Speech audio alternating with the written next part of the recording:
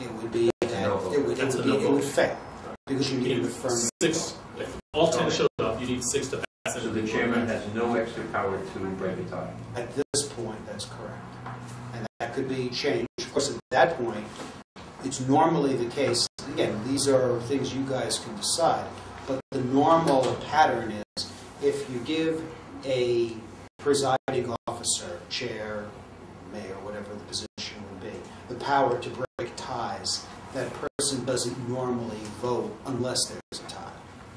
So, right, you sort of, it's typical that you give with one hand, if you will. And I'm a strong chairman. How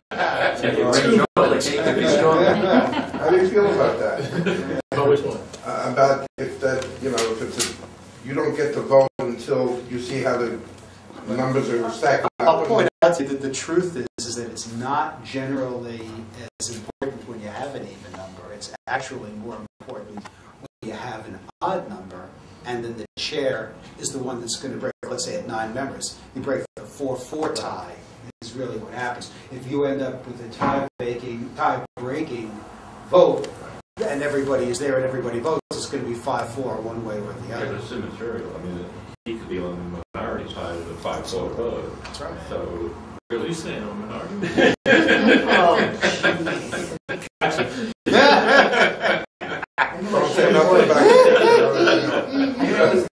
So the bottom line is we need a majority, so the majority is 6. So if that's agreeable with everyone, I think.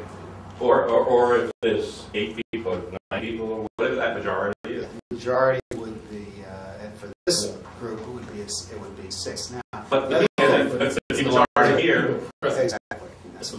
Until we get to the end, in which case I've always been of the opinion that it had to be a majority of the commission and not of the members present.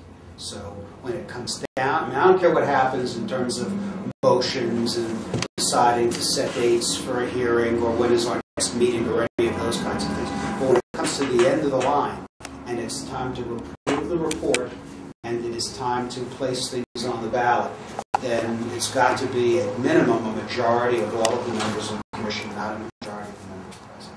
Right. So it'd be 6. That's law. We're not talking about that. That I'd have to go back and look at the statute, Marty, but I am almost positive. I'm happy to do this for next time, but I'm almost positive that there it does speak to a majority of the commission. But we could vote on it. We could agree to that.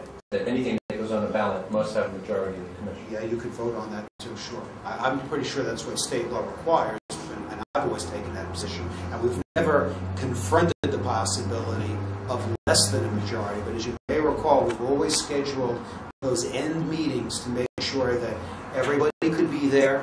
Everybody's on board. Everybody was on board. All right, so Put that in the minutes. any other thoughts on this? So we have 2 things that it sounds like we have. To moving procedures throughout the process, we say a majority vote, which includes the chair voting, super vote, includes the chair voting. That would be to move procedures forward throughout the process, and then at the end of the process, as we vote to place items on the ballot, we are going to require a minimum of 6 yes votes. No, 7. No, 6 is the majority. 6 and 10. I'm in the 7. When you go to school. I went to school a couple. So there is really no difference. There is, because what Julius is saying, Marty, is that other votes could be a majority of the members present. So if you have 6 people here versus and 4 people who vote yes and you proceed, versus you need 6 voting yes to proceed. You still only have 6 people present, but all 6 have to vote yes. So we still could be at a deadlock, though, if you cast a vote. If we are 5 and 5, Yeah. yes. So then we just have to drop that bill into another meeting, We would, or just drop it we would completely. discuss it. I mean, it doesn't change. Unless you change your vote, that's a no vote. right. So you're looking to switch a vote at that point. Right. A lot of pressure here. You're up to it. And one thing, Julius, I'd like to do before, at some point this evening, is, and I know you guys have heard this before, but for the benefit of the new members, I've usually taken a few minutes at the first meeting to explain a little bit of what the Charter Commission does, how it operates, basic rules of law, a little bit of history, so that you guys don't feel like you're just thrown into this and have no background or anything else. So whenever you feel that's appropriate, I think now's a good time. We'll take our next step. First, let me give you an understanding of what the Charter itself is, because this is a fundamental misconception that many people have. The Charter is like a mini constitution for the city of Yonkers. It's the document that establishes the fundamental rules for the city government, and it fits in with the state statutes and the state constitution.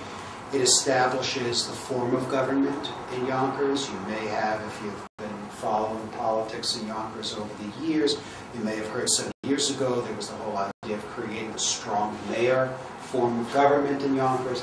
That was undertaken by an amendment of the Charter.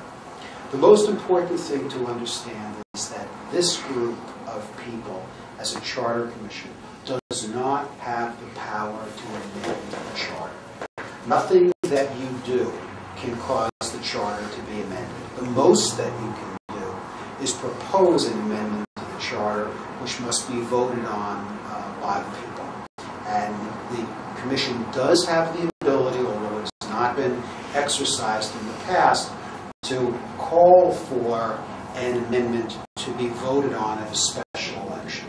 The Commission has generally sought to avoid the cost of that occurring, and so the typical timing is that the Commission will complete its work by the end of August, so that 60 days before the general election, a final report can be filed with the city clerk. That final report summarizes the work of the Charter Commission and includes in it the proposed laws that the Charter Commission, or I should say proposed amendments that the Charter Commission is going to submit to the voters for them to vote on. It will also include the language that is to appear on the voting machine, as well as the abstract that the voters are to get when they go to the polling place. And all of the rest of the time, the Commission will investigate whatever proposed amendments to the Charter it wants to investigate.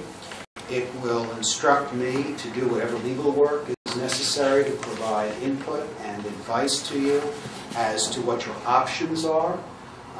Everybody here will recognize the words that I'm about to say, and you guys will hear them more than once between now and the end of August, which is I will give you your menu options. You will make the policy choices. There will come points in time, they do every year, where someone will find a way to try to get me to say, well, what would I do if I was a member of the Commission in some way, shape, or form? And I try very, very hard to resist that, because my role is to give you advice, is to tell you what the pros and the cons are. And I try to do that. I mean, I'm human, but I try to do that to the best of my ability, divorcing myself from it as to how I might proceed, but to try to give you as best as I possibly can what all of the pros and cons are. One of the great advantages that I have as the lawyer for the Charter Commission is that I don't live in Yonkers. There's no political axe that I have to grind. I contribute to no one's political campaign. I am as that's my political consultant called me. This probably is my daughter. Put it next to you. Hey, Petey.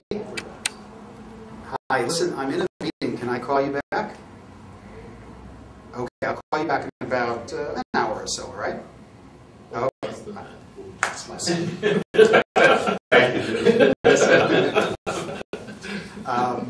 So what I do bring to the table is local government law experience extended to non-pass.